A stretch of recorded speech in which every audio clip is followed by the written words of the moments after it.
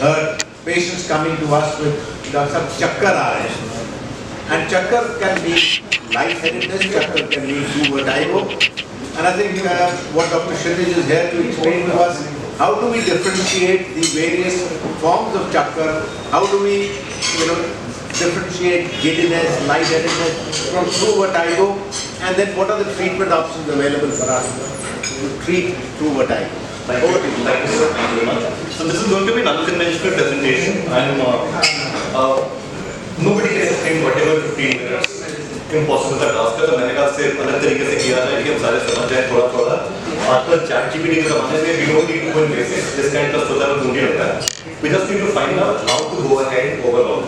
Now I had some cases I had. मैं तो पहले cases की बात करेंगे. ये आपके पास पेशेंट आया, sudden onset rotation vertigo. आपने पूछा क्या आता है? Do you feel standing on a board या merry-go-round?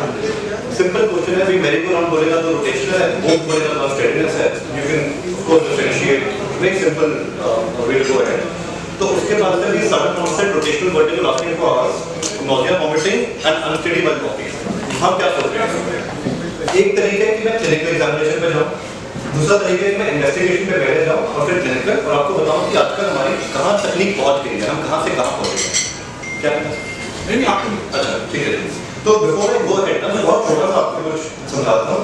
जी हमारा जो बैलेंस सिस्टम है 3 चीजों से बना है. We have 3 sensors, we have the vision, we have the muscle joint sense and we have the years.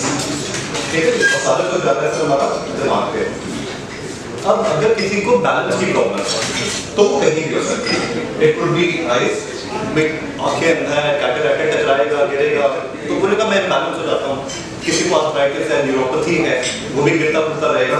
But neither vision nor muscle joint sense will cause rotational symptoms. कोई बोलता है मेरे को चक्कर आ रहे हैं, गोल गोल merry-go-round है, तो आप इन दोनों को आउट करो. आपके पास बचा कान और आपके पास बचा दिमाग. हमारे पास 2 चीजें हैं. अगर कान की प्रॉब्लम भी रोटेशन हो सकता है, अगर दिमाग की प्रॉब्लम है in terms of stroke chiefly तो रोटेशन होता है. But again you can also have other problems. Suppose somebody hasn't had food for 2 days या इंसिडेंटली वो है हाइपोग्लाइसीमिया हो गया तो भी बोलेगा चक्कर आते हैं, भूख के मारे चक्कर आते हैं लोगों को. अगर ऑर्थोस्टैटिक हाइपोटेंशन है, अचानक दिमाग पे खून नहीं गया, हाइपोपर्फ्यूजन है तो कहेगा चक्कर आते हैं. All those we don't call them proper CNS, but they are because of less perfusion to the brain, so we will put it in that manner. तो अगर मैं आपसे बात करूं पहले कान की तरफ, तो हमारे पास बाहर का कान outer ear, we have the middle ear, we have the cochlear. इस सबसे चक्कर का रिलेशन है. हमारे पास 2 चीजें होती हैं जी, 2 ओटोलस ऑर्गन हैं. जैसे एक पे हमारी we have the gelatin and we have the hair cells and we have calcium over here. एक ऐसे है we have gelatin, hair cells and calcium over here. This is sacral and utricle. ये हमारा बताता है orthostatic balance. Basically this is helpful for anti gravity posture. अगर आप सीधे जा रहे हो और आपको फील हो रहा है कि आप एक्सेलरेट कर रहे हो, डिसेलरेट कर रहे हो, that is the opposite organ. अगर आपको लगता है ऊपर जा रहे हो कि नीचे आ रहे हो, that is the opposite organ. अगर आप लिफ्ट में खड़े हो, आपको पता है लिफ्ट ऊपर गई नीचे गई, जहाज में हो, ascend descend, all that is the inner ear opposite organ. इन सबसे आपको रोटेशन नहीं होगी, इन सबसे आपको अनस्टेडीनेस हो सकती है. And then we have the 3 semicircular canals, the anterior, horizontal and posterior, जिससे चक्कर आ सकते हैं. And all of these are innervated differently. So we have the superior vestibular nerve जो सप्लाई करती है anterior canal को, horizontal canal को और utricle को. ये हो गई हमारी superior. और हमारी inferior nerve जो है वो सप्लाई करती है sacral को और posterior canal को, तो inferior. तो नाउ वी हैव इन्वेस्टिगेशन जो हमें एक-एक चीज बताएगी कि यूट्रिकल फंक्शन क्या है, सैक्रल फंक्शन क्या है, एंटीरियर कैनाल फंक्शन क्या है, पोस्टीरियर क्या है, और हम इन्वेस्टिगेशन और डायग्नोसिस पे आएंगे. क्लिनिकल एग्जामिनेशन जरूरी है, बहुत जरूरी है, पर मैं उस पे बात करने में लग गया तो 15 मिनट तो इम्पॉसिबल है. तो हाँ जी सर, सॉरी. तो we will very quickly go. I am sorry for the rubbish drawing what I am doing. तो लेट्स गो केस नंबर 1 जो मैं पहले बोल रहा था. पेशेंट आपके पास सडन ऑनसेट चक्कर आ रहे हैं, कुछ घंटे से आ रहे हैं, उल्टियां कर रहा है, खड़ा नहीं हो पा रहा. आपने उसकी इन्वेस्टिगेशन करी. अब आपको इन्वेस्टिगेशन समझ नहीं आएगी कौन सी क्या है, तो मैं आपको बता देता हूँ क्या है. उसका यूट्रिकल फंक्शन राइट का ठीक है, लेफ्ट का यूट्रिकल खराब है. यहाँ उसका सैक्रल फंक्शन दोनों कान का ठीक है, right is right, blue is left. उसकी एंटीरियर कैनाल लेफ्ट की खराब है, उसकी हॉरिजॉन्टल कैनाल लेफ्ट की खराब है और उसकी पोस्टीरियर ठीक है. तो हमारे पास पेशेंट आया जिसको चक्कर आ रहे थे, उसका एंटीरियर कैनाल, हॉरिजॉन्टल कैनाल और यूट्रिकल खराब आ रहे हैं. बाकी सबको ठीक आ रहा है, एमआरआई इसका नॉर्मल है। क्या बात बनी जी? ये मैंने आपको बताया कि इनर्वेशन होती है सुपीरियर वेस्टिबुलर नर्व की। अगर किसी को वेस्टिबुलर न्यूराइटिस है, न्यूराइटिस में उसके सेम सिम्टम आएंगे कि उसका चक्कर बड़ी तेज आएंगे, उल्टियाँ आएंगी, खड़ा नहीं हो पाएगा। उसका अगर आप इन्वेस्टिगेशन करोगे तो आपको टिपिकल नर्व पैटर्न मिलेगा, जिस नर्व की इनर्वेशन वो नर्व की वीकनेस। ऑडियोग्राम उसका ठीक आएगा, कॉक्लिया बिल्कुल ठीक है, बाकी सब बिल्कुल ठीक है। तो this is very simple superior vestibular neuritis affecting the left ear. Investigation से बड़ा सिंपल आ जाता है, पर क्लिनिकली भी हम कर सकते थे। आप हैंड पंच करते हैं, ऑब्जर्व करते हैं and so on. Case number 2 similar presentation है जी आपके पास। Sudden onset placement vertigo, nausea vomiting हो रही है, अनस्टडी व्हाइल स्टैंडिंग। आपने इन्वेस्टिगेशन करी, यूट्रिकल ठीक है, सैक्यूल ठीक है, हॉरिजॉन्टल कैनाल ठीक है, एंटीरियर पोस्टीरियर सब ठीक है, और एमआरआई में आपको ये मिल गया। आप इसको स्ट्रोक बोलोगे, सीधा पाइका स्ट्रोक है। अगर अब मैं इन्वेस्टिगेशन से पहले आता हूँ और क्लिनिकली हम कैसे बता कर सकते थे इसका कि क्लिनिकली क्या है। अगर हम क्लिनिकली बात करते तो अगर हमने इस पेशेंट का हेड इम्पल्स किया होगा, जो हम करते हैं वीओआर देखने के लिए, आपने सामने रखा पेशेंट को, झटके से आंखें ऐसे करी, देखा वो आपके नाक पे टिकी हुई है कि नहीं, या फिर आपने उसका निस्टैग्मस पैटर्न देखा, या आपने टेस्ट ऑफ स्क्यू देखा, हिंट्स कहते हैं इसको हम, head impulse, nystagmus, test of skew. ये तीनों चीजें हमें केस नंबर 1 में खराब मिलती है। आप हेड इम्पल्स करते, जब वो आप लेफ्ट पे करते उसकी आंख लेफ्ट पे चली जाती है, फिर घूम के थोड़ी देर बाद राइट पे आती है, क्योंकि वेस्टिबुलर काम नहीं कर रहा था उसने। उसका निस्टैग्मस डायरेक्शन फिक्स्ड होता कि भाई जिस साइड की प्रॉब्लम है it's beating to the stronger side, और उसका कोई आंख में स्क्यू डेविएशन नहीं होता। स्ट्रोक में हमें वो सारी चीजें भी मिलती है। तो आप एमआरआई को तो निकाल ही सकते हो, क्लिनिकली भी कर सकते हो, पर अगर आपको लगता है कि इन चीज़ों में नॉर्मली आप क्लिनिकली नहीं बोलते, अगर आपके पास कोई पेशेंट आएगा, ये कहने की बात है कि मैंने बोल दिया तेरे को स्ट्रोक है, मैंने बोल दिया कोई स्ट्रोक नहीं है, हर कोई इन्वेस्टिगेशन कराते हैं। You will not let a patient of stroke miss. If you have a suspicion you will ask them for an MRI. Only it is MRI in posterior circulation stroke can be negative for the first 24 to 36 hours. हो सकता है वो आपको ना मिले, उस case में आप हिंट्स करोगे या वेस्टिबुलर टेस्टिंग करा के खत्म करोगे, भी आपको चक्कर आ रहे हैं, वेस्टिबुलर देख लेते हैं, अगर वेस्टिबुलर नॉर्मल है तो फिर स्ट्रोक ही होगा। Where the other option that is, ठीक है जी। This is the diagram of circulation circular venous. I will not waste time on this. All I will tell you about this is कि आपका ये एंटीरियर इंफीरियर सेरेब्रल आर्टरी है, और ये आपका posterior inferior. PICA stroke normally आपके ज्यादा होते हैं, जो मेडुला इन्वॉल्व होता है। अगर आपका आइका स्ट्रोक है तो आइका की एक ब्रांच है labyrinthine artery. Labyrinthine artery also affects the ear. तो अगर किसी को आइका स्ट्रोक होगा और खाली लैबिरिंथाइन आर्टरी इन्वॉल्व होगी, then it becomes indistinguishable for us to know कि उसको स्ट्रोक था कि उसको काम की labyrinthitis. That is a loophole that we are still struggling with, क्योंकि अगर पूरा ही काम खत्म हो गया तो हमें पता नहीं कि वेस्टिबुलर इन्वॉल्वमेंट थी की स्ट्रोक था। तो that is one caveat. This is still we are not 100% there, but anyway moving on. ये जो कॉमन पेशेंट है, ये आप जानते होंगे, ये आते हैं एपिसोडिक वर्टिगो के साथ कि डॉक्टर साहब चक्कर आते हैं, घंटा 2 घंटा रहते हैं, फिर ठीक हो जाते हैं। आप साथ में उल्टियाँ आती है, हियरिंग लॉस होता है, हियरिंग लॉस भी हमें लग रहा है कान में कहीं खराब हो रहा है, और कान में शां की आवाज़ आती है। ये क्या डायग्नोसिस बनाओगे आप लोग? बड़ा सिंपल है जी। ऐसा पेशेंट ENT डॉक्टर पराशर अपना नहीं मिनियर्स, तो मिनियर्स है कि भाई आपको आपका episodic vertigo lasting for hours, आपका एक कान खराब हो रहा है, शां मार रहा है। अगर इसमें हम इन्वेस्टिगेशन करते तो क्या मिनियर्स में हमारी इन्वॉल्वमेंट ज़्यादा होती है कॉक्लिया की और सैक्यूल की, हमारी सेमिसर्कुलर कैनाल्स बची रहती है।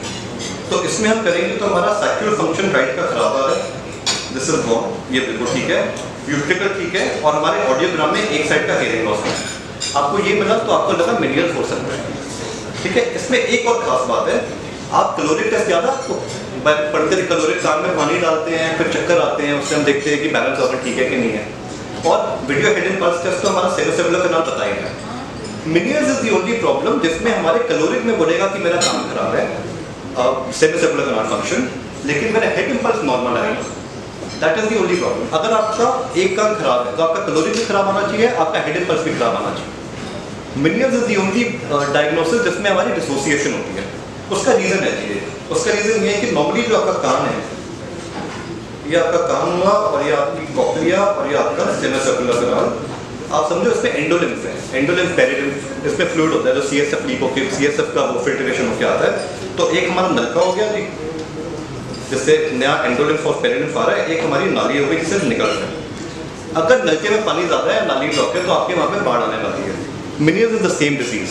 मिनियर्स में आपका हाइड्रोक्स हो जाता है, ये जो पूरा सिस्टम है, ये पूरा सिस्टम आपका फूल गया, this is all now swollen with fluid. जब सिस्टम फूल गया, आप इसमें अगर कैलोरिक करोगे, आपने इसमें अगर गर्म पानी मोमबत्ती जला दी, तो यहाँ से जो पानी ऊपर बढ़ेगा, इट शुड मूव, पेरिनेट should move because of the caloric function, but because the canal is so wide कि वो ऊपर जाता ही नहीं है। आपका छोटा पतीला है, जल्दी उबल जाएगा पानी, मोटा पतीला तो नहीं उबलता because the area is too much. तो caloric function is weak even though the canal function is normal, and therefore BP is in many years we have caloric kharab but our function is normal, and that dissociation tells us कि problem है। इसके इलाज के लिए there are multiple things, आजकल intratympanic steroids की बात होती है, beta histine has been used for donkey's years and it seems to work for most patients, which can be given provided we make the right diagnosis। Moving on, the case 4, patient कहता है जी मुझे चक्कर आते हैं, episodic vertigo है, मुझे उल्टियाँ आती है, मल्टीपल एपिसोड है, कान में भारीपन लगता है। सेम पिक्चर है मेनियर्स वाली, पर ये मेनियर्स नहीं है। कैसे पता जी हमें? क्योंकि इस केस में हमारा जो पूरा फंक्शन है, यूट्रिकल ठीक है, सैक्यूल ठीक है, ऑर्डिनल नॉर्मल है, विकेट नॉर्मल है और कैलोरिक भी नॉर्मल है। तो ऐसे पेशेंट्स भी आते हैं जो कहते हैं कि भाई हमें एपिसोडिक वर्टिगो है, कुछ घंटे आता है, उल्टियाँ आती है, साथ में फोटोफोबिया, फोनोफोबिया होता है। This is the entity called vestibular migraine. इसमें हेडेक नहीं होता। आप बोलो माइग्रेन कहाँ से जी, हेडेक तो हो नहीं रहा, नहीं है। Meniere's and vestibular migraine are overlapping diseases.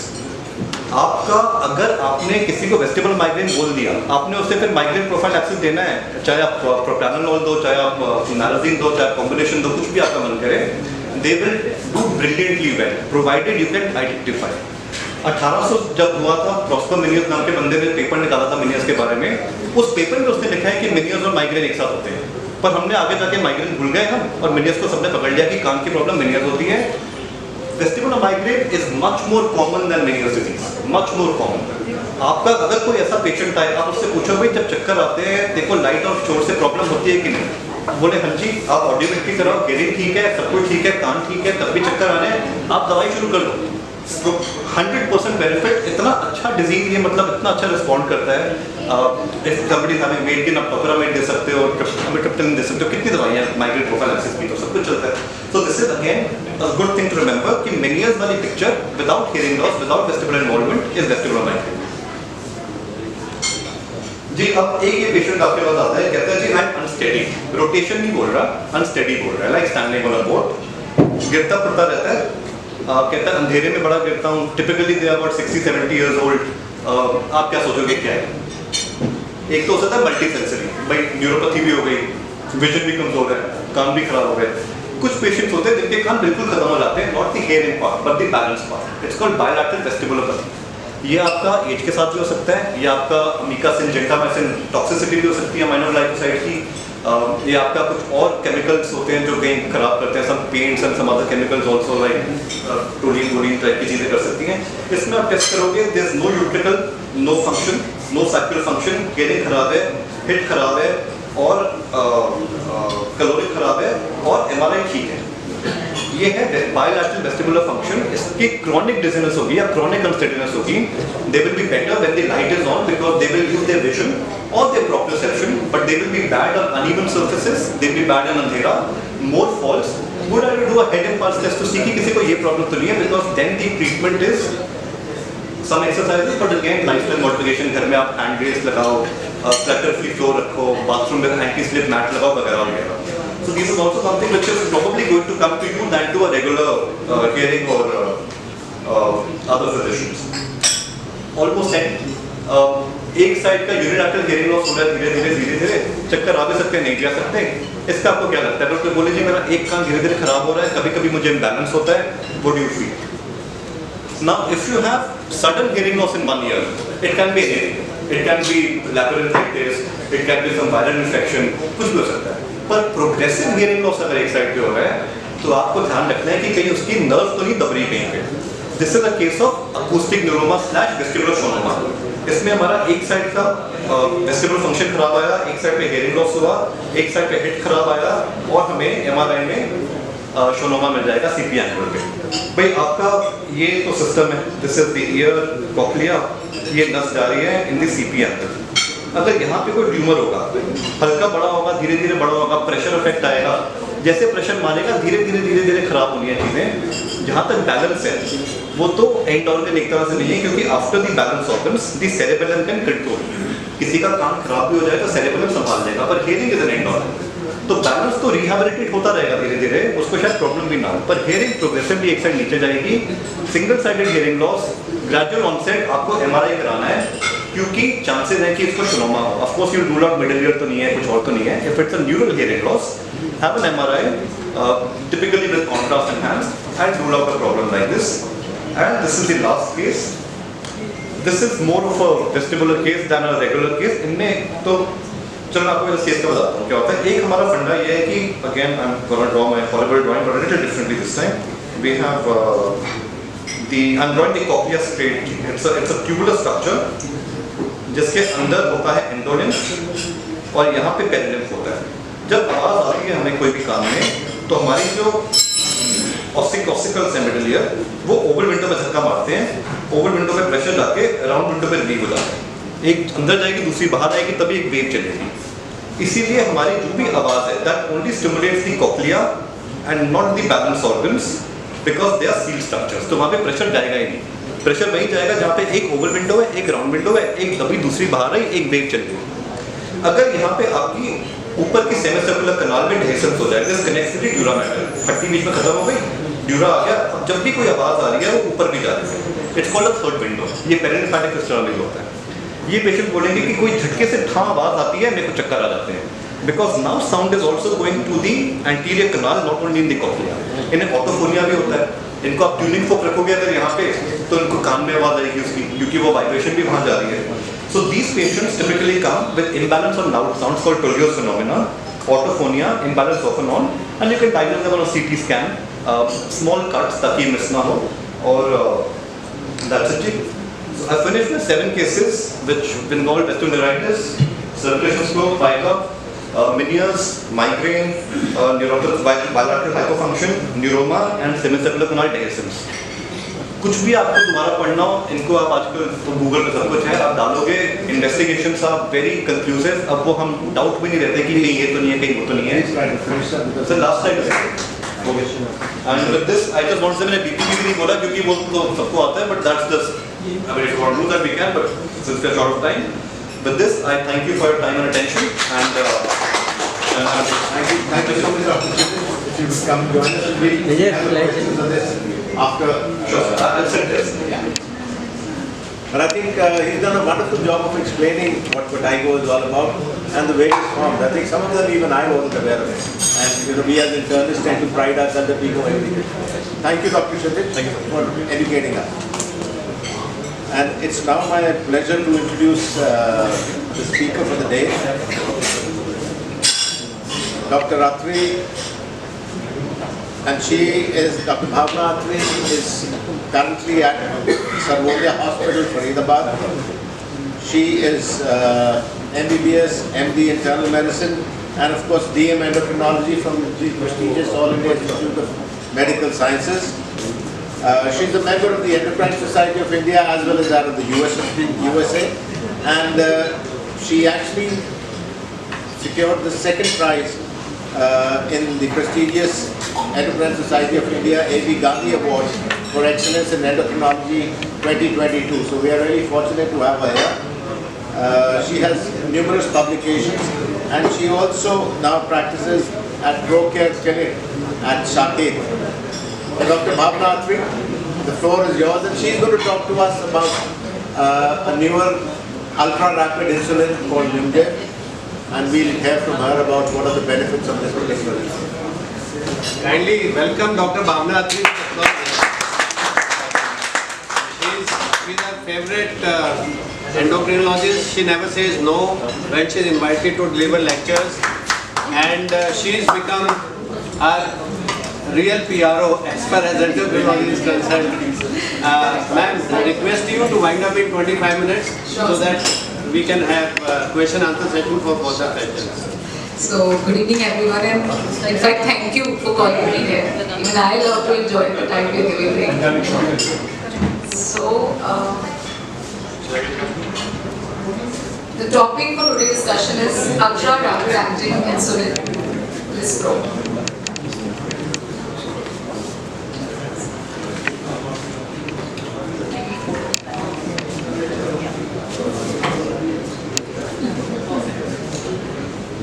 So let's read about insulins. We know the time when the insulins initially developed from the animal preparation, and there were a lot of reactions happened. Could not survive in market for the long, and luckily we got the human preparations, which still we are using. Then there was certain modification in the human regular insulin that were made to produce the analogs.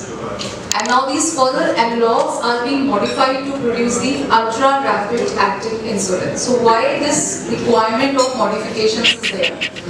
The regular insulin, the human insulin, does not closely mimic the action of physiological insulin. So I'll just discuss the gist of the entire discussion. It really helps in understanding the further slides. So you know what happens when we have a meal? It gets immediately absorbed. Glucose get immediately absorbed. Then there is an incretin effect in the gut where hormones are excreted, because of which insulin acts by two mechanisms. First, there is a first phase insulin secretion which happens immediately because of the preformed insulin. Then there is a slow and sustained insulin which secretion occurs over a long period of time. So usually the glucose level will peak 1 hour post meal. And then this the sustained elevation stays for 3 to 4 hours. So what we expect from the insulin that are being produced in the market to produce the effect as early as possible. So the ultra long acting or the latest generation insulin, the bolus insulins, they are becoming faster and faster. The onset is quick, absorption is quick. So this is the modification mainly that we are going to talk about. So the content will be why the need of bolus insulins, why this modification is needed. This modification is needed for the control of postprandial glucose. To know about the meal time gap. For each insulin there are the guidelines, okay, this insulin has to be given this much time prior to the meal, and that is very important because we want the insulin action to mimic the glucose absorption rate in the body. So to learn, it's important to know mealtime insulin gap and how that conveniently we can reduce the gap and we can make the insulin more efficacious and acceptable to the patients. Then what are the gap in the PPG management and how ultra rapid insulin with evidence can fill all these gaps and help us in controlling the postprandial blood glucose. So what are the metrics of good blood glucose control? Classically we describe fasting plasma glucose should be somewhere between 90 to 130. Then the postprandial should stay less than 180.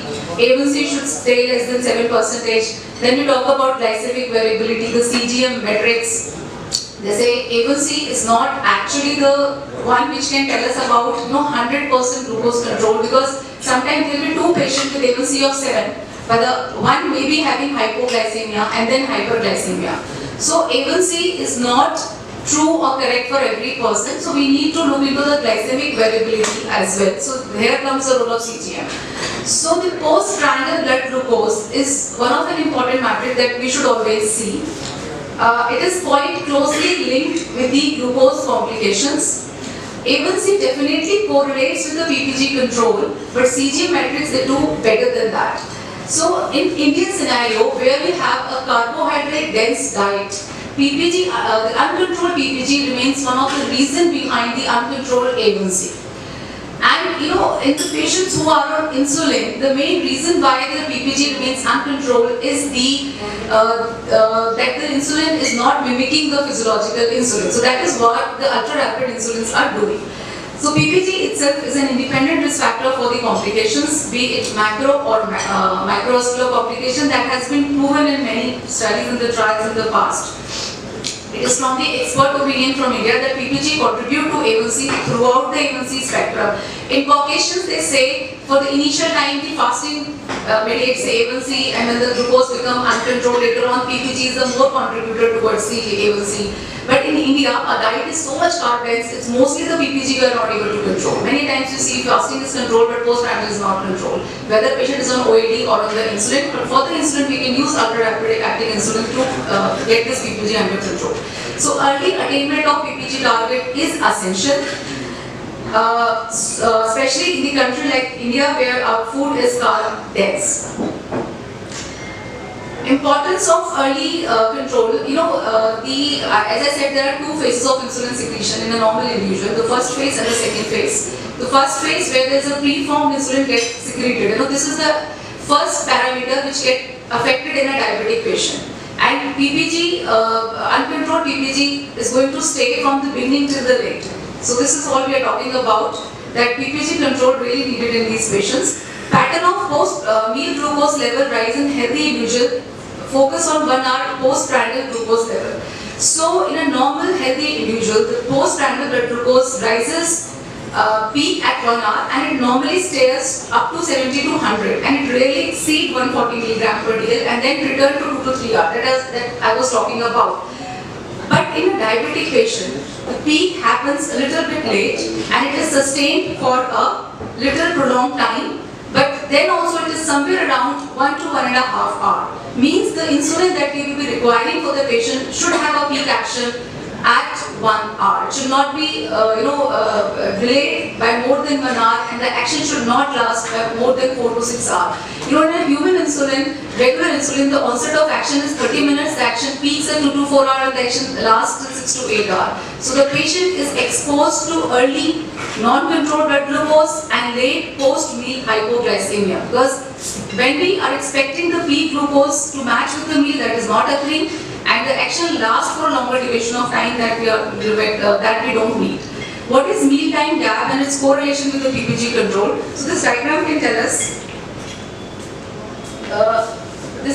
We expect our insulin to be like that. The bolus insulin should as closely mimic the physiological insulin secretion, and then there is basal insulin which should stay in between the meals.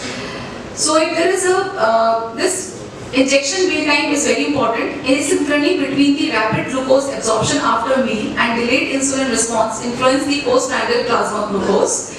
So these meals are important to adjust. That is why there are time limits. Like for a human insulin, regular insulin, they say it should be given 30 minutes prior to the meal. Why? Because the onset of action is going to be in 30 minutes. So if we don't teach this to a patient, there will be asynchrony, the results will not be that good.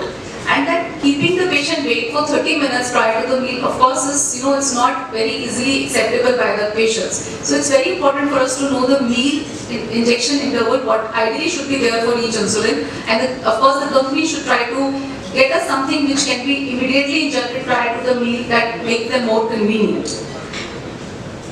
So, this is about the real world setting. Whatever the insulin patients are taking, majority of the patients do take insulin with the meal. Even if we tell them, take it half an hour prior or 15 to 20 minutes prior like the classical analogs, majority of the people, they do take insulin immediately prior to the meal because they find it convenient. No one to wait after taking insulin, then wait for some time and then take meal. No.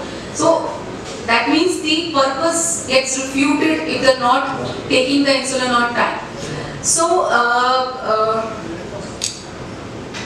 gap with existing, as I said, the prandial insulin, the problem is onset of action does not match the carbohydrate absorption, leading to the uncontrolled postprandial blood glucose, and the pharmacokinetic and the dynamic does not match the physiological pre-meal insulin.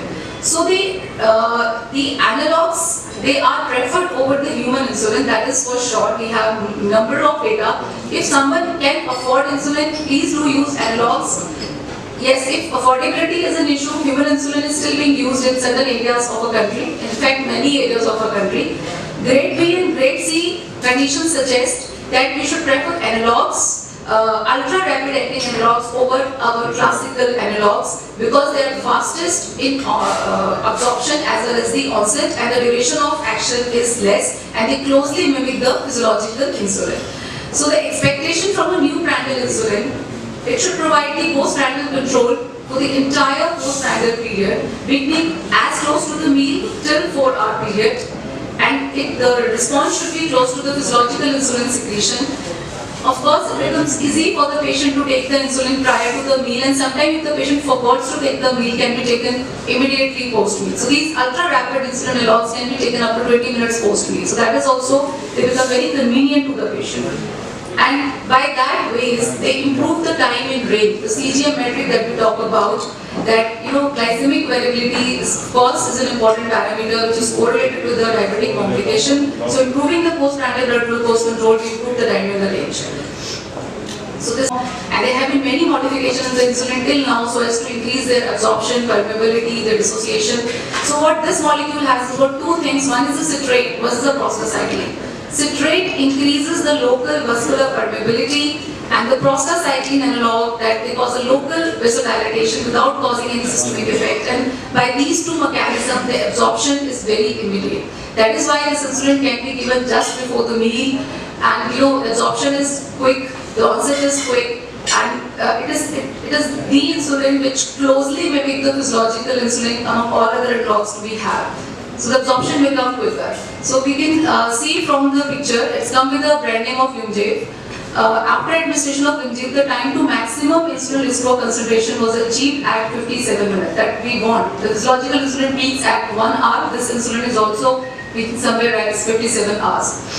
So if we compare this with the human log, we can see the peak is early and the duration is less, closely mimicking the physiological insulin. So the pharmacokinetic, the onset of action was 20 minutes post-dose, 11 minutes faster than the Lispro. During the first 30 minutes post-dose, it has 3-fold greater glucose lowering effect. And the maximum glucose lowering effect of the ultra-rapid acting analog occurred between 1 to 3 hours post-injection. Total glucose infused during the clamp, the potency is the same. The amount of dose required to bring down the glucose level is more or less same in that clamp model. But the effect was better, mimicking the physiological insulin level. So the control was better in the first 3 hours post-meal. If we compare it with the other rapid-acting insulin analogs, this is a study among the type 1 diabetic patients where they have compared the Lyumjev with the Fiasp, Humalog and the NovoRapid. So the early 50% time max means the time required for the insulin to achieve 50% of its maximum concentration in this clamp model, that was shortest with the ultra short acting Lispro, means this is the insulin with the fastest onset of action.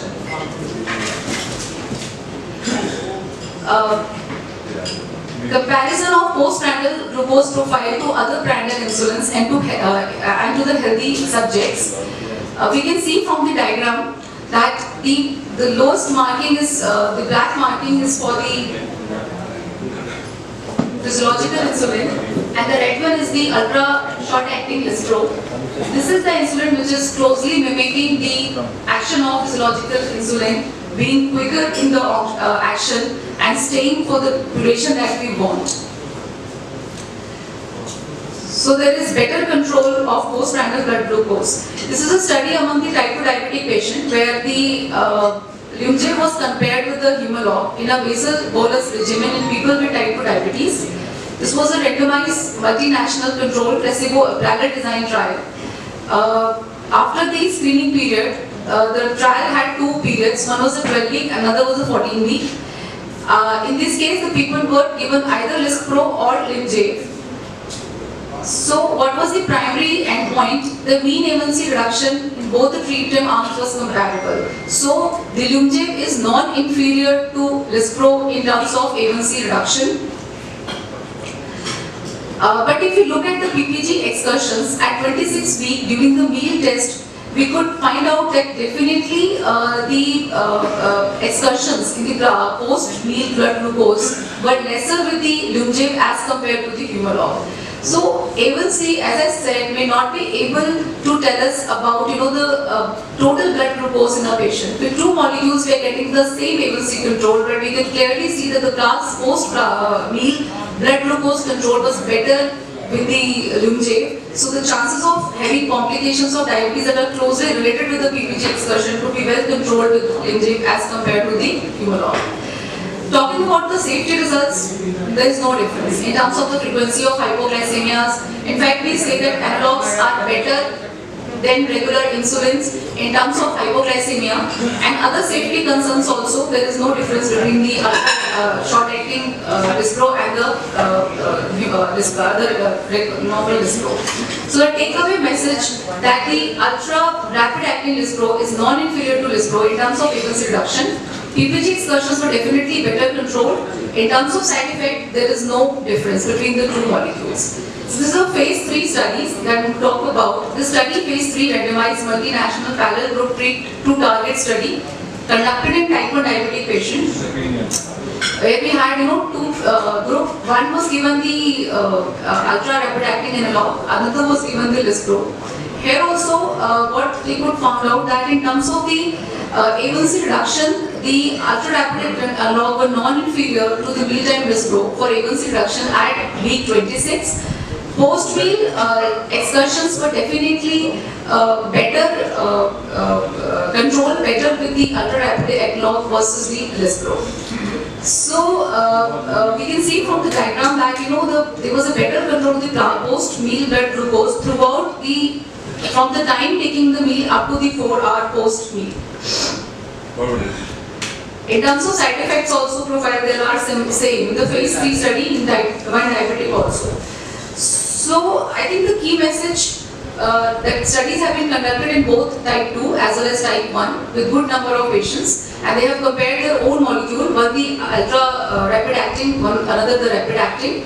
They could easily found out A1C reduction was quite similar, but yes, the PPG control was better. So to get better results, we should prefer these analogs over the rapid acting analogs.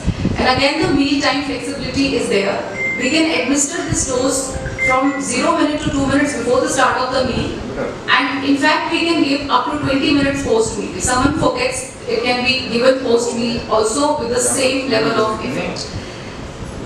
If insulin has got this much of flexibility in terms of the time where it can be taken, definitely patient satisfaction is going to be there, and that is, we have many surveys which have suggested that the people prefer analogs over the regular, and now they prefer these ultra rapid acting analogs, especially the type 1 diabetic patient where it is so difficult to control the glucose. It's always better to give them the best possible option.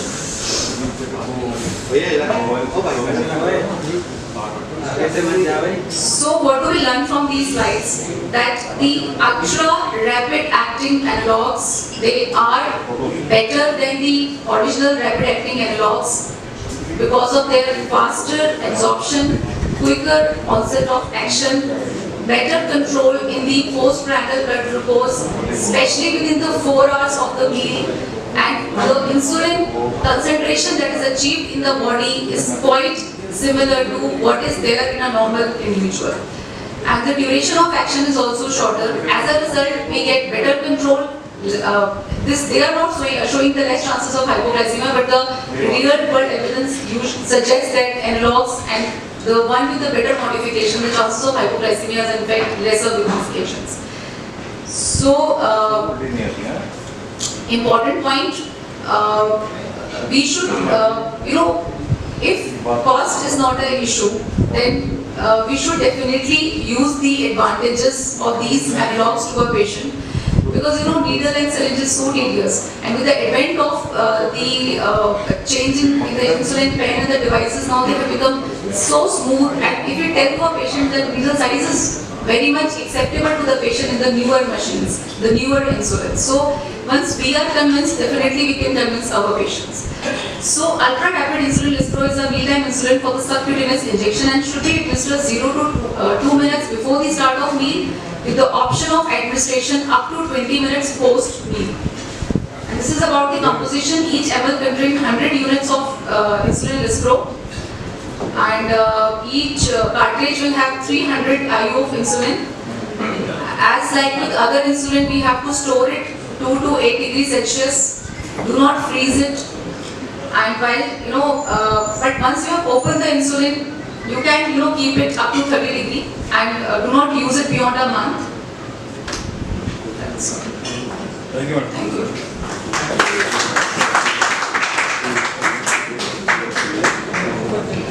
Light जला Thank you so much. And would Dr. Shilaj also come and join us here, please? And the floor is open for questions. We'll take questions for Dr. Shilaj first. and then we'll talk about the questions on the newer insulin. Just be careful, okay? Can I request all of you, because we have seen that a lot of people leave immediately after the session, kindly ask a question or two so that we feel that everyone is involved. It becomes so easy for me to get the next CME from Cipla. If you ask questions on Lumze, on any of the insulins that Cipla, the house of Cipla brings to us, wonderful, wonderful house, such a good range of insulins. But I think before you get hypoglycemic, ask a question and then proceed. So Charu has promised that the next CME is down the lane, maybe 3 months after, courtesy Dr. Tulsi sir. Very good. I got introduced to Charu because of Dr. Tulsi only. And this is the third CME which me and Dr. Tulsi have delivered to Physicians Forum in the last 1 year. So let's hear it for Charu. Let's hear it for Charu. अब इस बाकी इस year तो आपको आप और जल्दी हो आते हैं। Right. Dr. Kshitij, what a wonderful session by you on Vertigo. Long ago when I was a small child, सर्दियों तेरा चकराए या दिल डूबा जाए, आजा प्यारे पास हमारे काहे घबराए. Sir, where do you practice? मालिक, एक मालिक। Sir, where do you practice? Where should I send the patient to? एक मालिक। So I have a clinic in Defence Colony and one in Woodhouse. Right? In Defence Colony, I'm Very close to the Defence Colony Club. near the club. Right, there and it's very well labeled. So आप फिर आप बाहर से देखा है बंदा का कोई आते नीचे आते हैं कभी. I stay on the other side of the Right. Please sit down. Many times, and I was very happy to see all the cases that you presented. The most common labeling of a patient of vertigo or giddiness by a GP is cervical spondylosis. I am so happy that you did not show me a single case. I thought that 99% cases of vertigo were because of cervical spondylosis. I changed my entire overview of the subject of vertigo. Your comment on that? So generally, most vertigo that people have gets worse with neck motion because you stimulate the semicircular canal. So people with vertigo avoid neck motion. They become very stiff. A stiff patient on the neck, if you have an X-ray, they will show a straightening of cervical spine and they will also have pain and stiffness. And you will label that as cervical. However, that cervical diagnosis that you have made is not actually because of a problem at the spine, but because of the patient's fear of moving the neck and stiffening the neck. Otherwise, cervical has no role in vertigo. It doesn't cause, there's nothing called cervical vertigo unless there's certain types of cervical receptors which is very rare and I've never seen one. So I'm not going to say never, but maybe 1 in a million. So you probably have never seen it. Right. unless you have a vertebral artery which is getting compressed. Yeah, rarely it compresses the. So you and me, Again, 1 second. you and me had discussed about the importance of peripheral versus central vertigo, and you told me sir उसके लिए पूरी CME करनी पड़ेगी. So this is an opportune moment to ask a पूरी CME from you. Maybe somewhere in August or September. So all right, happy. All right. So I would एक minute. I would go to Dr. Parashar, who is the right person to ask a question on vertigo. First of all, I stand to congratulate Kshitij. He has done it very well. Of course, we all keep treating that patients of vertigo, and it helps. I keep sending in patients for better diagnosis of the vertigo, because in a busy clinic, all of us cannot spend about 30 minutes for the all vestibular test, and even if you do everything, we still cannot properly identify the thing. So it is better to send it to him, for a person like him who can actually go to the bottom and get the proper diagnosis. Get our treatment in the right line. Generally, we end up giving Vertin. My recommendation personally would be 16 milligrams 3 times a day is the best dose for the patient, and that brings the best results. All I want Kshitij to tell us is how much does it cost? Of course, I keep sending to I know. Absolutely, the question I How wanted to much ask. does the vestibular function test sent to you does cost to the patient when the doctor is sending to you? So the vestibular function tests depend on क्या मैं क्या करना है. We normally don't do that actually. However, generally you expect minimum is about 5,000, can go up to about 13, 14 if they want everything. About the grams that you mentioned, I'll just say one more thing. So there's a very big role of vestibular sedatives in acute problems, but not more than 3 days. After 3 days, no vestibular sedative should be given. They do more harm than good. A lot of patients we see are because they have been on sedatives for a long time. So whatever is the drug of choice, it should not be a sedative for a very long time.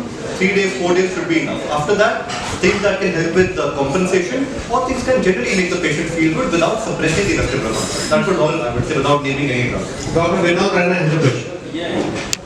Sir, it's a personal question. My wife is a judge. She's a district judge. And she's a patient of Dr. Parashar. She is suffering from vertigo. I know it. But sometimes when there is severe workload or any depression, घर में जब काम होता है माँ के तो वो नींद नहीं आती, फिर परेशानी होती है, बच्चे परेशान करते हैं. She is having severe episodes of vomiting. So at that time does ma'am say light बंद करो, शोर बंद करो, light बंद कर दो? नहीं, but Vertin helps. Vertin helps in a lot of patients, so that's a good drug. What I'm asking is, are we missing vestibular migraine? Because what you said, triggers of migraine, overwork, stress. अगर उस time पे चक्कर के साथ उल्टी आ रही है और वो कहते हैं लाइट नहीं चाहिए, टीवी धीरे करो, पर्दे बंद करो. सर वो मेरे को माइग्रेन देती है. पहले समझो, very strong lady. She is a top most judge in Delhi administration. उनको मर्डर या जो भी कोई केस है उसको डिसाइड करने में 2 मिनट नहीं लगते. लेकिन पहले समझिए आप, जब मैं घर आता हूँ, sometimes she is vomiting, sometimes she is having severe headache, sometimes she does not feel well. मुझे कभी बहुत बार उनको IV fluids लगाने पड़ते हैं because severe vomiting. My question is, she is on Vertin, she is taking, but problem क्या है, जज है, अब उसको समझा दो कि भैया तेरे को Vertin दिन में 3 बार लेना सुना नहीं, वो नहीं सुनेगी. कभी कभार देखिए मान के चलो 8 आदमी ले लिया दिन में 2 बार, वो तो मुश्किल है.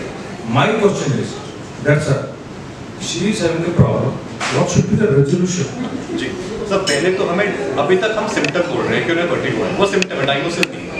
जब तक हमें डायग्नोसिस नहीं पता, तब तक हम फिर दवाई क्या दें? तो vertigo is a good drug to give, but अगर उनको वेस्टिबुलर माइग्रेन है या उन्हें कुछ और है तो फिर वर्टिगो काम नहीं करेगी. So let's diagnose the problem first before we decide on the pharmacological treatment. I think we need to find out the cause, Dr. Rana, and I think a good person is Dr. Shitej. Right? He will also give you some discount. No, free of cost. And if you mention So doctors and families are free. Delhi district judge, I think it will be complimentary for you. So I'll just come to Dr. Gandhi sir, and then I'll come to you, Manish. I must congratulate you sir for the very nice presentation. Very good. We have covered each and every aspect of it. And I think if you are doing all tests for the inner ear function, Yes, sir, all. like electrocochleography Yes, sir, also, that too. and how much it costs? It's about 4,000-5,000, but ECOG is not a. ECOG used to be done for many years at one point. The problem with ECOG is there are 2 types. So ECOG is a test in which you put an electrode ideally on the promontory.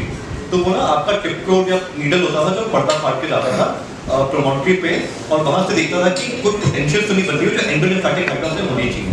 Sir invasive तो कोई नहीं करता, अब हम करते हैं पेनिट्रिम्फेटिक, उसके result थोड़े कम है. प्लस अगर पेशेंट एक्टिव मिलियर्स में नहीं है तो आपके वैसे भी खराब है. मतलब you need to do it within 3 to 5 days of an active Meniere's attack, वो मुश्किल होता है. तो इसलिए हम दूसरे टेस्ट करते हैं आजकल, विच इज एसोसिएशन ऑफ वीकेट VNG caloric and other test. But ECOG होता है sir. I'll go to Dr. Manish. Dr. Manish is also wearing multiple hats. He is DNB Family Medicine. He is fellow of the European IDF for diabetes. He is my partner in crime in multiple organizing committees. Let's hear it for Dr. Manish. Wonderful guy. And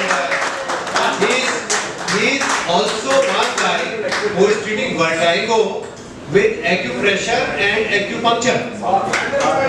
My question is not on that, but thank you for that. My question is role of vestibular exercises which sometimes, probably dislodge otoliths in the semicircular canal with the PPP and with the compensation happening. Would that help in long term? So if the patient has BPPV, we will do a corrective exercise to control the mantle, we take the particles out, but after the patient is well, we don't need to continue. They only to be done when needed. The other rehabilitation that you see, जो ये Abbott वाले पट्टा भी देखे जाते हैं, Gautam Kuksi वाला. Sir, in World War II, the cheap antibiotics given by aminoglycosides. किसी का amputation है कुछ, aminoglycosides ने लोगों के vestibular organ खत्म कर दिए थे. उसके बाद वो करने की जरूरत है. पर अदरवाइज हमारे वाले जो पेशेंट है, अगर उनको क्रॉनिक वर्टिगो है, जैसे न्यूराइटिस हो गया, लैब्रिंथाइटिस हो गया, तो उनका रोल है. But for episodic vertigo like Meniere's, migraine, BPPV, we don't need Gautam Kuksi. और BPPV के लिए बाकी canal repositioning, Canales repositioning maneuvers, Epley's hair, Simon hair, आप नाम सुनते हो, that is specific to them. Dr. Kshitij, my last question to you, and before we come to Dr. Bhavna ma'am, which is easier to treat, central vertigo or peripheral vertigo? सब तो peripheral करते हैं, central करते हैं, दोनों के देखते थे. So the fundamentals are clear. I would like to have some input from Dr. Sunil Kohli sir on the first lecture on vertigo. Sir, your take. I think the complex kinds of vertigo have been so wonderfully explained with, I think, case documentation. I think I am educated because we consider ourselves, master of everything as physician, but we are not actually. Dr. Kshitij, I would request you to please stay over. And I would also request Dr. Bhavna ma'am, because she came late, she has to stay late. And she generally obliges, not because of her, but because of her husband, who has a lot of regards for us, So she stays. So we come to the question and answer session for the second talk. First to Dr. Kohli sir. So, first, I think, Bhavna, you explained the role of post-spinal control there. Sorry, sir. I got a louder. I think this mic is gone. In any case, I think I'll speak loudly. So, my question to you did mention that the HbA1c control is quite similar. So, in the term, is there any benefit in terms of long-term complication? Has that been studied with Lyumjev? Whether there are lesser long-term complications with Lyumjev as compared to the regular analog insulin? No, sir. That has not been studied, whether we are able to achieve the long term, because the insulin is not there for a long period of time, first of all. But yes, what we have studied is that if we do a better PPG control, then there is improvement in the complication rate. They are going to go down. So one insulin is going to bring down the PPG levels than the other, and the complication should get down. But we don't have as such studies to compare between the Rispro and the complications. So are there other studies which show that there is better time in range? Yes, there are studies to show better time in range. Lispro and Ultra. Yes, sir. So these are trials. They show the CGM metrics, and through that only this show the better results. So time in range improvement is definitely there with the ultra rapid acting analogs, whether it is Fiasp or Lyumjev versus the counterpart more rapid and the. And how much is the difference? I would not say statistically significant, but there is the difference because see. For the studies, the CLAD models that we do or the normal studies that we take few number of patients, and the results that we get, even if we are getting numerically better result, with a slight increase in cost, I feel it should be offered even though they are not statistically significant difference between the timeline. That is why the preference is grade B and C in the evidence, not A. So there is marked difference between the regular ones and the analogs, but between the analogs among the ultra rapid acting and the rapid, we don't find the mark increase, but definitely there is improvement in the metrics. If the cost is not an issue, we should prefer. In my patients, especially type 1 diabetics, I prefer giving the ultra rapid acting because with the kids, it is very difficult for the mother to hold the child for even for the 10-15 minutes post insulin. If you give insulin, they may not even take the meal. So in them it becomes better, give them meal and then give them the shots. And I agree there, that flexibility is a great option. But what is the cost difference? Because that again makes a difference. I think the cost What is the difference cost difference between Lispro and Lumgen? in 4 to 500. Sir, in fact, Lumgen is much cheaper than Rapids. They had come up with one cheaper. Yes, This is the 950 rupees per cartridge. The Fiast and the Nova Rapid that we frequently use, the Fiast is the costlier than the Nova Rapid. Their one that they are promoting is But Lumgen is cost effective than Fiesta. because the amount that PR and all those they are showing is better. Maybe we have questions from the audience. Yes, I think, first of all, let me, I'll go to everybody, sir. My heartfelt gratitude to all of you to stay, because by this time most of the guys have disappeared. And Charu told me, sir, अगर 50% से कम लोग हैं तो अगली CA मेरी मिलेगी 2026 से पहले. I have passed your test, and there are a lot of people who will ask questions. Ma'am, wonderful description of this wonderful molecule, and sir was just harping on that.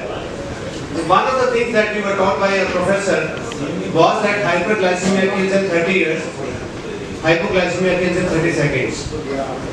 What is the real risk of hypoglycemia with Lumgen? So the rate of any hypoglycemia, whether it was severe or nocturnal, compared to the Lispro, it was comparable. There was no significant difference in the terms of hypoglycemia. So we can be safe. We can be assured in that. Yes, we can be sure. We can. But I think the most important thing that you said was the meal flexibility. And we Indians, sir has been practicing diabetes when I was in 8th.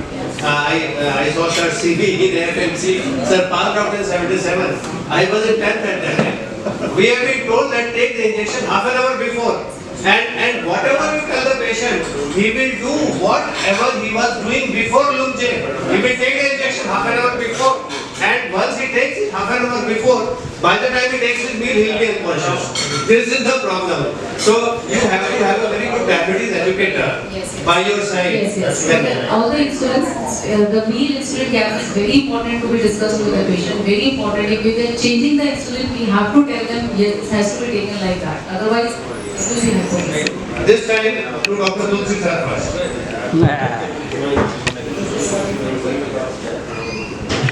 Thank you, Dr.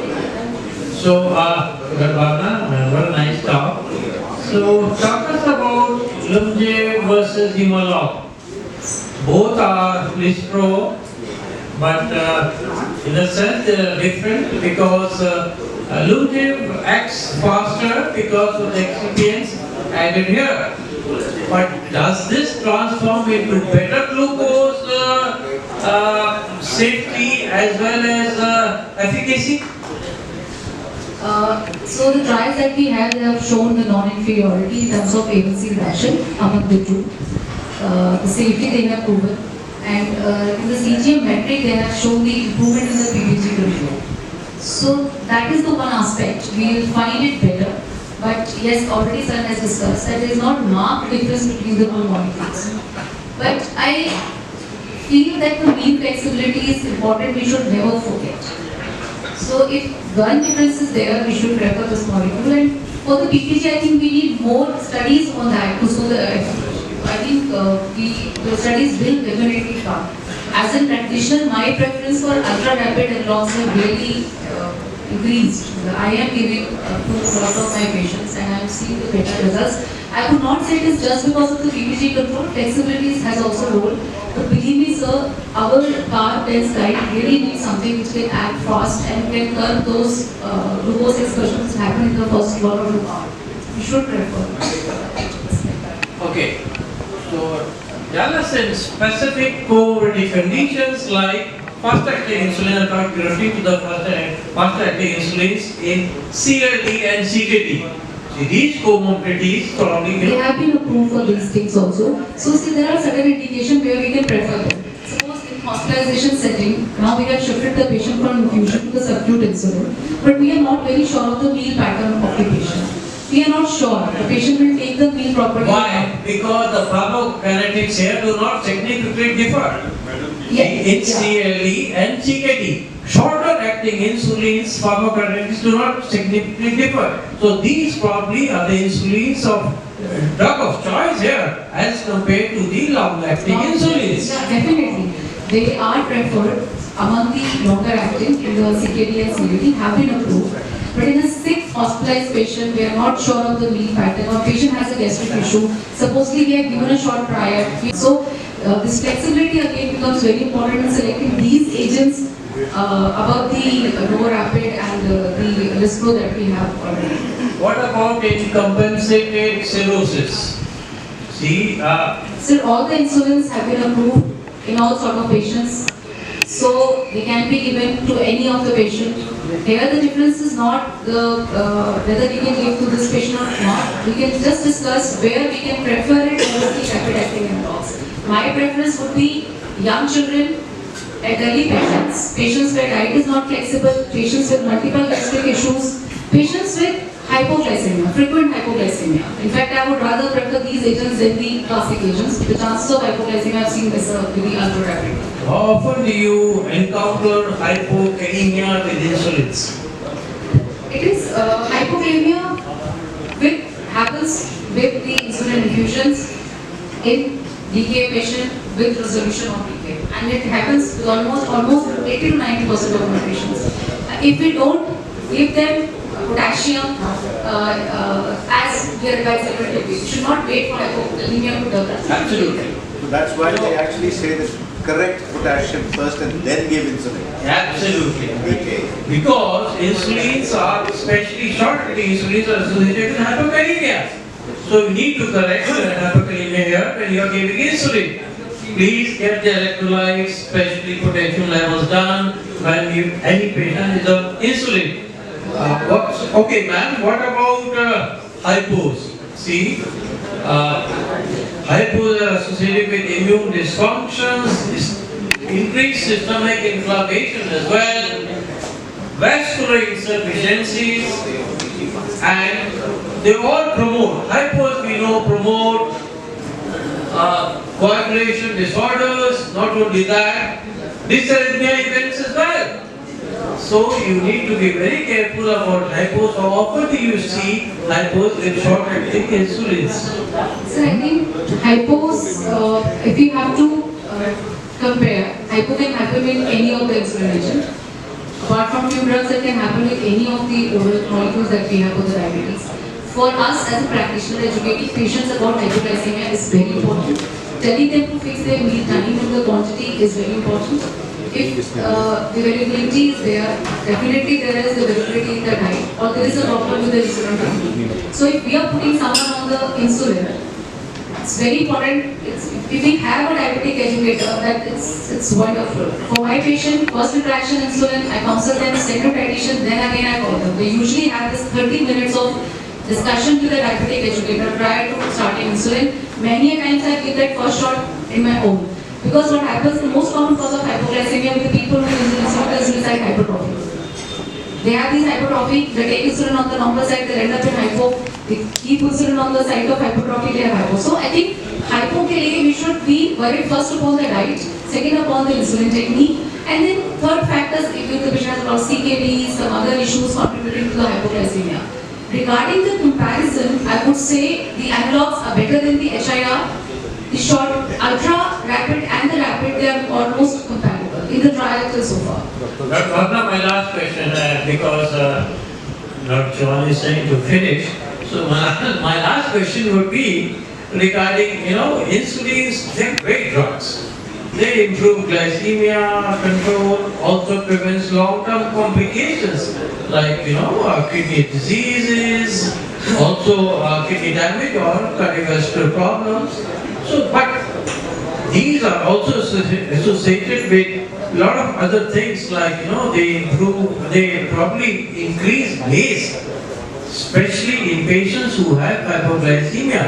So you have to be a little cautious in prescribing insulins here. Here probably the newer anti-diabetic drugs like GLP-1 agonists and SGLT2 inhibitors, or DPP4 inhibitors also. Probably because the recent ADA guidelines suggest that you prescribe drugs which improve, which are not only safe, they improve cardiovascular outcomes. So would you say probably before you start insulin, especially in patients who are not very glucose toxic, probably give a Definitely, sir. According to ADA, patient has got risk factor. Anyone in India, you cannot start insulin like that. Absolutely. Usually, insulin is started when we are exhausted. Thank you, ma'am. For insulinophilic patients. So when there is insulinopenia, you have no other choice but to use it. Absolutely. So that's Dr. Podar sir, he has been very patient, let me tell you. One of the question already answered, because in hospitalized patient or otherwise also when patient, you are not sure when patient will take meal, so it can be given just before meal or even you said 20 minutes after meal also. That is the biggest advantage. It can be given after meal also 20 minutes, within 20 minutes. Second thing, in surgical patient or otherwise also, if you are not sure about the amount of the meal the patient is going to take. Suppose you have given fixed dose 10 units, but patient takes half of the estimated food you are suspecting. So this dose can be reduced also. This is, I think, very good advantage. If you are supposed to give 10 units, but patient taking half of the meal, you can give 5 units also, Yes. for 20 minutes after Yes, sir. meal. I always like the ultra rapid acting these days. In fact, in the patient who are on RT field, it's very difficult. We cannot send a person on RT field on the insulin infusion. So there, the ultra rapid acting analogs being shorter duration of action, we prefer that the chances of hypoglycemia. So the late post-meal hypoglycemia chances are lesser with the shorter, short acting these analogs. So they are preferred even in the patient who are on the RT fields. Dr. Ashish Verma has this question. The question I just wanted to know, when patients are put on extended insulin, is there a chance for them to develop resistance to this insulin also? If they are put on insulin, resistance to Extended insulin, of course, they are not. no, the insulin can cause certain reactions in the body. Insulin can cause hypoglycemia, autoimmune hypoglycemia. But there is nothing called insulin, person developing resistance to this insulin. Maybe the insulin dose keep on increasing. The factors could be diet-related, insulin technique related, or the weight gain, or other comorbidities, infections, sepsis. But as such, giving insulin does not lead to insulin resistance and lead back insulin. Ma'am, I wanted to ask you one question, and you are a very skillful endocrinologist. If you had the choice for a patient who was on oral drugs and we want to start him on insulin, and I could even have an interjection from Dr. Kohli sir, always a pre-meal bolus with a basal insulin, would you prefer? Or would you like to go for premixes if the patient says, no, I will not have 4 injections, 4 pricks, your take man, and I would like to have some interjection. So I think this discussion depends on many factors. So supposedly I got a peri-operative patient, patient is very sick, I'm not sure of the diet. In a sick patient, peri-hospitalization, I always prefer giving the bolus and the basal doses because that's the best one, where we can have more flexibility in the titration and we get the results better, best effect. Other scenario, I have a patient on OPD basis who is not doing good on the OADs, now I want to start with the insulin. Such patient will never jump on to 4 insulin. In fact, they will not be able to accept the 2 also. For them, it's better to start with the basal first and tell them the titration process, at least bring the fasting down the line, and the diet change, try for the post-meal control also. And if they are not able to control, then we can give them the option of split mix or the twice daily insulin. But there are certain patients in OPD basis also where we feel fasting is okay, but the main challenge is the post-meal blood I think glucose. he's referring to surgical patients. All the scenarios. Okay. So here I would go for the twice daily insulin shot where I can give the branded as well as the basal coverage. your take. Younger patient who needs flexibility, I think basal bolus is the answer. Twice daily premix is for those patients who can maintain regularity of meal, because then you can't have flexibility in your meal. You can't miss your meal, you can't miss your in-between meal snacks. So So therefore that, and the other thing is that the patient should be educated enough to mix that, because pre-mixed insulin, unless they are properly mixed, I've seen they are the major causes of blood sugar swinging high and low, because they don't mix the insulin. Sometimes they get more of the NPH part and sometimes more of the rapid acting part. So that also is a factor that influences. And therefore, if possible, basal bolus is the answer, because that is more physiological. Other than that, convenience, yes, twice daily premix is more convenient. Sometimes if they are, they have a certain amount of endogenous insulin, maybe one injection of the premix may also help for their major needs. So that's, it depends. There is no one size fits all, sir. So you have to choose your patient. Right. What about the anabolic effects of insulin? See, they cause weight gain. Apart from this, so if you use excessive insulin, that's where we make that mistake, where we don't advise them the proper diet, we don't advise them the appropriate dose. So they'll keep on eating, take more insulin, keep on eating, take more insulin, then eat sneaks, take another shot of insulin and put on weight. would the anabolic effects of short-acting insulin be more as compared to the basal insulin? I think they should be the same. Not really. Honestly, sir. But Not really. You can have discussion with Dr. Bhavna and Dr. Sunil Kohli, sir. But on dinner.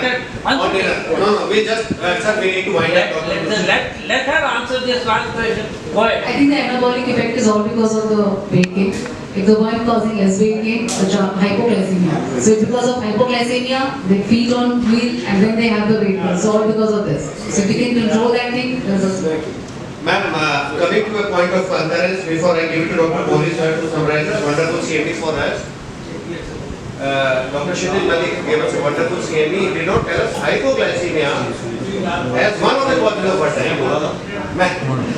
I would like to from you, is vertigo a very important? Yes, in diabetic, diabetic patient, not even hypoglycemia.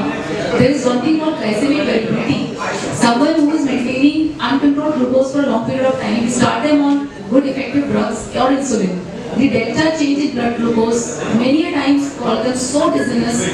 Sometimes the patient get admitted for 3-4 days because their body is not adapting to that level of blood glucose. So I have seen, yes, they develop hypoglycemia at the blood glucose of 100 also.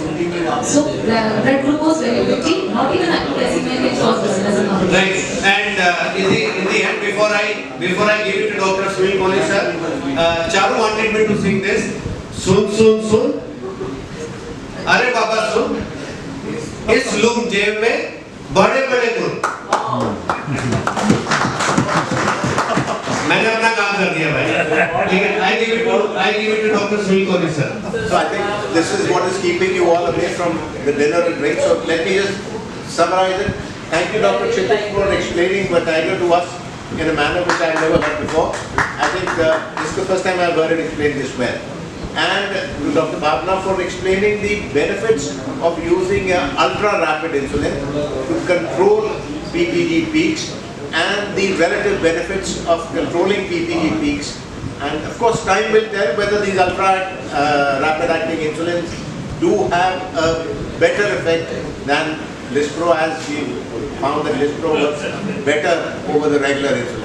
So thank you so much, Bhavna, and thank you so much to Physicians Forum of India. Let's have a big hand. Thank you, Dr. Kohli sir. We expect you to be present in more CITs. Be careful. Thank you.